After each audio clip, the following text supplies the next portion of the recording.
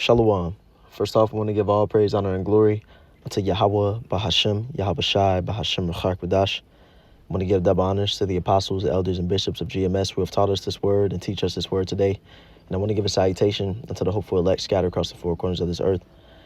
This is the brother Yatazakbar with the GMS Nebraska camp. And in this lesson, what I want to get into is how our kingdom is going to be a theocracy. It's going to be a true theocracy. Because what you have, first, what is a theocracy? Let's get the etymology on that. A theocracy is the form of government in which the Most High is recognized as supreme ruler and his laws form the statute book, right? So in the kingdom of heaven, when the nation of Israel come into power, that is going to be our ultimate form of rule. Now, we are going to have a level of a monarchy because we're going to recognize Yahweh Shai as the ultimate king over everything. We're going to recognize King David.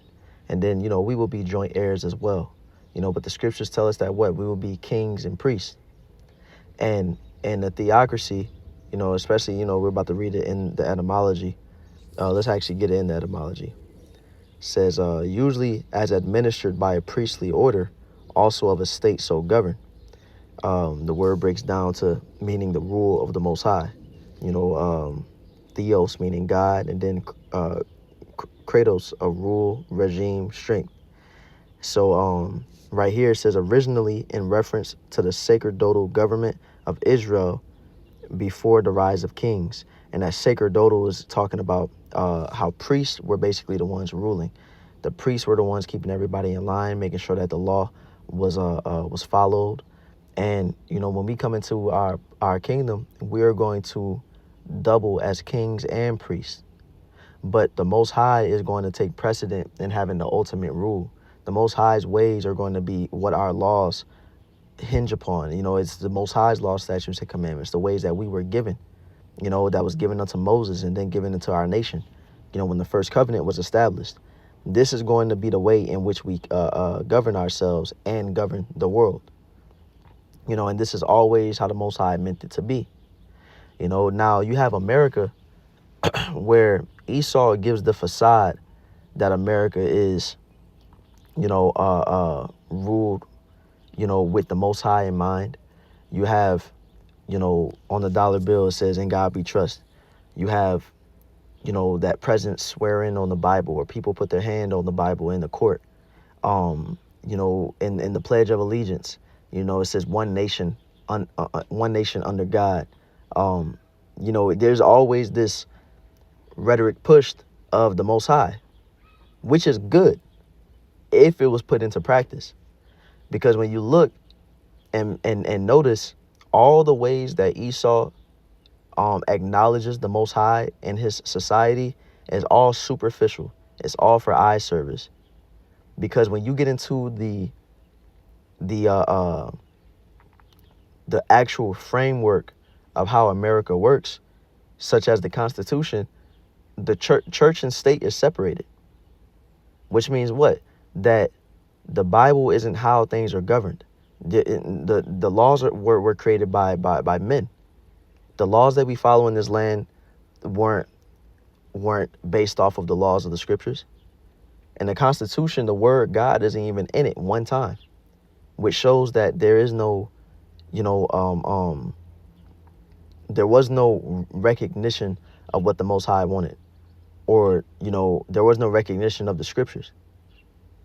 So this isn't a true theocracy. Even the term "in God we trust" being on the dollar bill in the first place, that had nothing to do with trying to push people in the direction of, being underneath the Most High or pushing the ways of the Most High. That was to combat communism during the Cold War. So a one nation under the Most High, or I won't even say one nation under the Most High, but this idea, that the Most High is going to be, how we're governed and how we carry ourselves, that is going to truly take precedent when we come into power. So let's get let's get Psalm chapter 22 verse 27 real fast. If this is what I'm thinking. Yeah. Psalm chapter 22, verse 27. It says, all the ends of the world shall remember and turn unto the Lord Yahweh, and all the kindreds of the nations shall worship before thee. For the kingdom is the Lord's, and he is the governor among the nations. So it's the Most High who holds the ultimate power, and that's going to be recognized. Again, we're going to have kings. We're going to have our rulership set up. But all the power, all the praise, all the glory, all the honor is going to go into the Most High. We're going to make sure that these nations give that praise, that glory, that honor unto Yahweh Bahashem Yahweh Shai. Now, our nation does have a monarchy established in a way, because we do have at a point we did establish kings. But even within our law, it emphasizes how the king was supposed to be, was supposed to follow the ways of the Most High and make sure that theocratic rule, that understanding that the Most High holds the ultimate power, that was established. Because when you get Deuteronomy chapter 17, verse 14, it says, when thou art come unto the land which the Lord Yahweh thy power giveth thee, and shalt possess it, and shalt dwell therein, and shalt say, I will set a king over me, like as all the nations that are about me. Thou shalt in any wise set him king over thee, whom the Lord Yahweh thy power shall choose.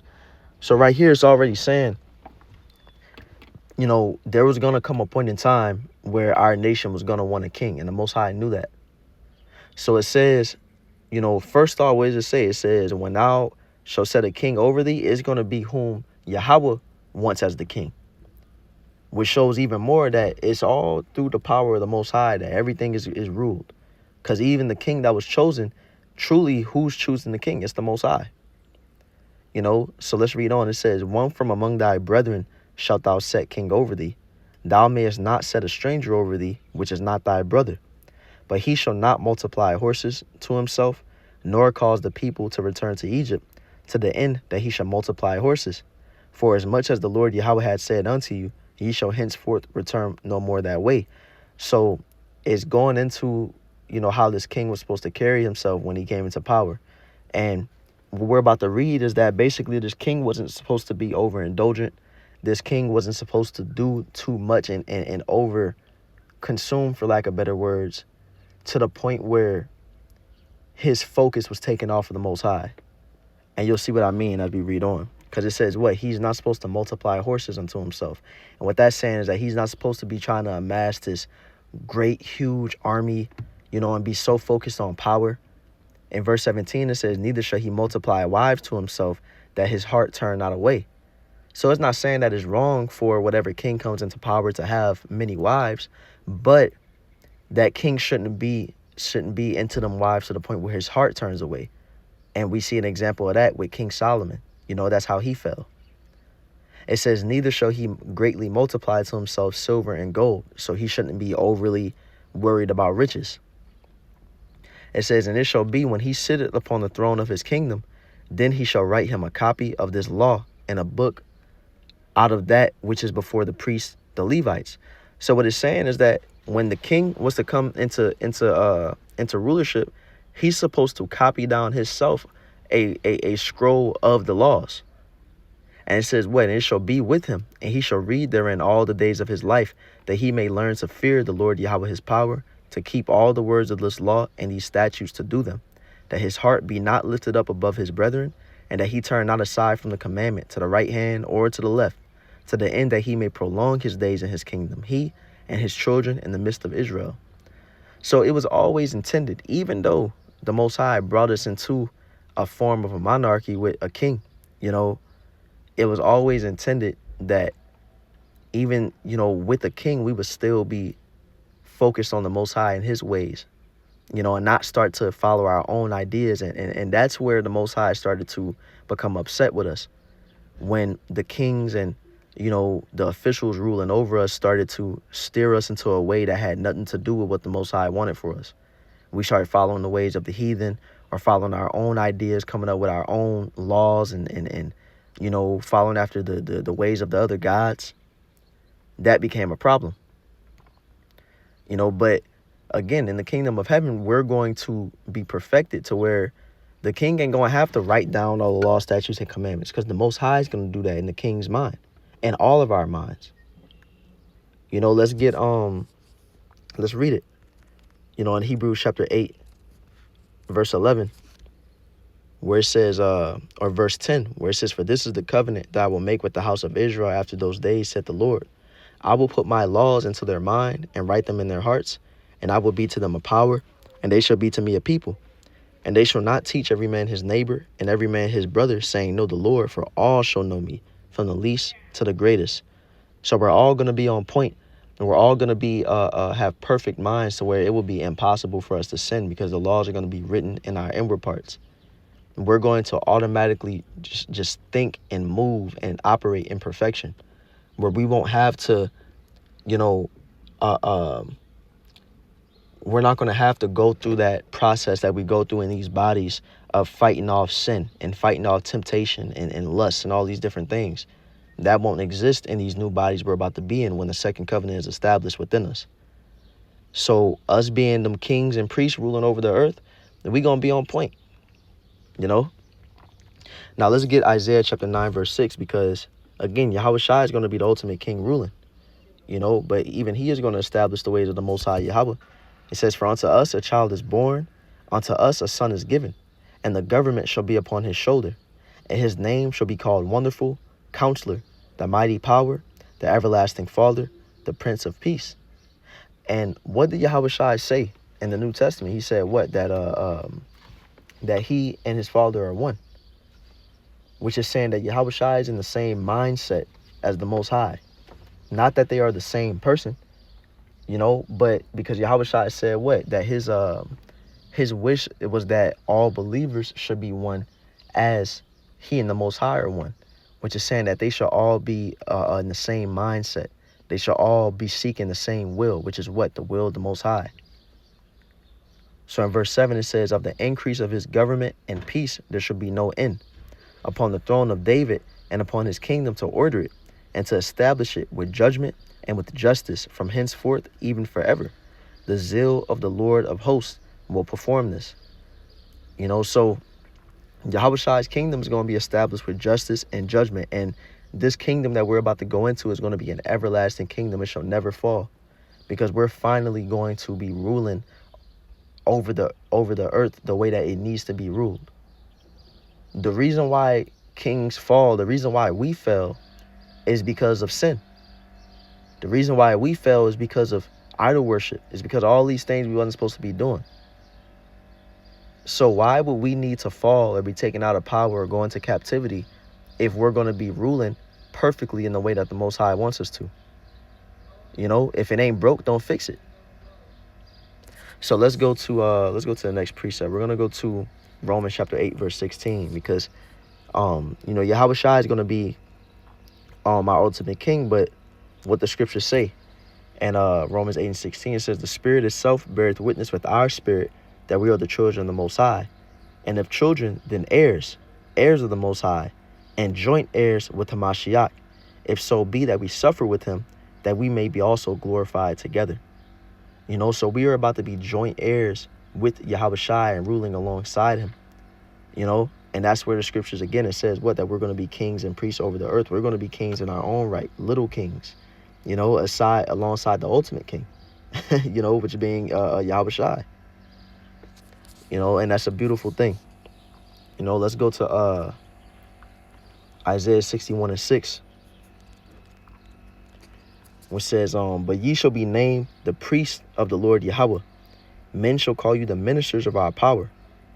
Right, and why are people going to call us priests? Why are people going to call us ministers? Because, again, you know, we read it in that etymology for theocracy, you know, where the priests were basically the rulers that was ensuring that rule of the Most High was established.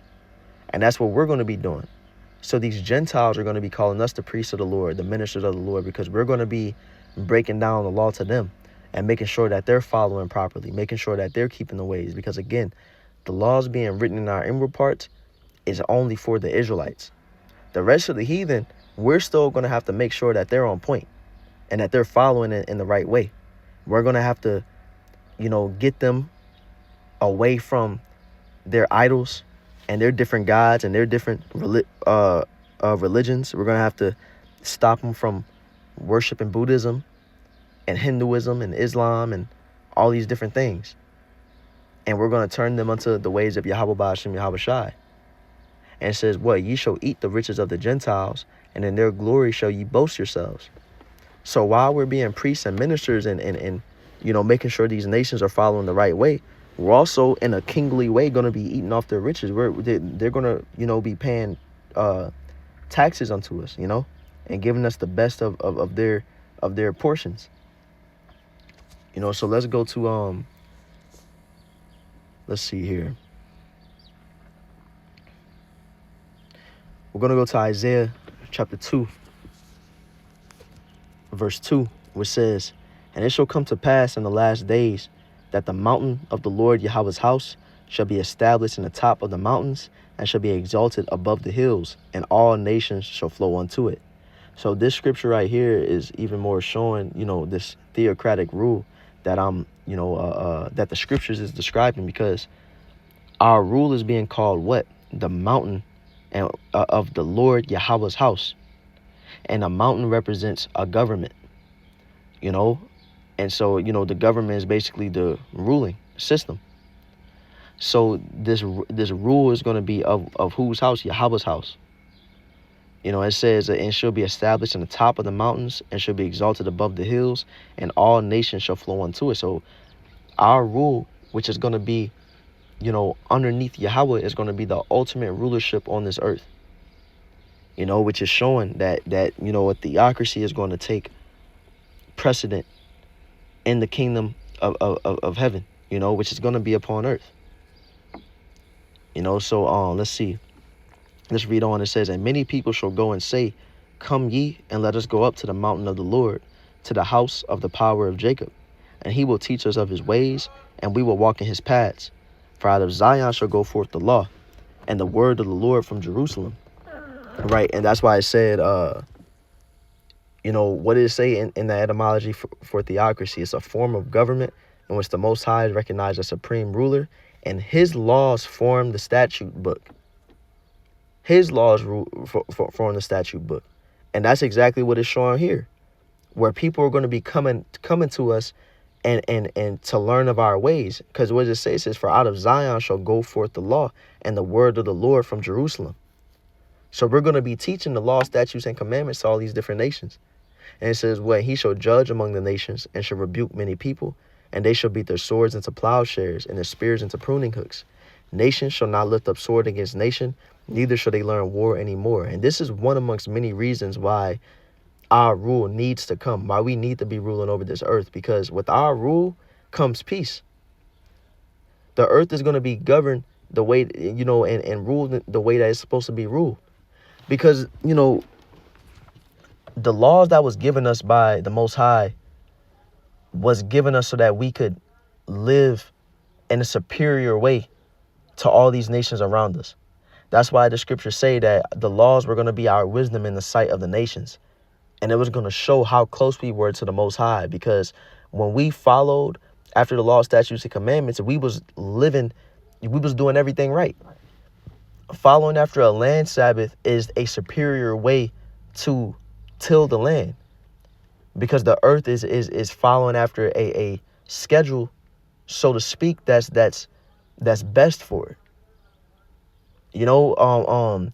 Not committing adultery, not murdering, not stealing, all these different things that Yahweh that Yahweh intended, how he intended for us to live, is the perfect way to live. And when it's established upon the earth and everybody's doing it, look what comes from it. There's peace. There's righteous order upon the earth.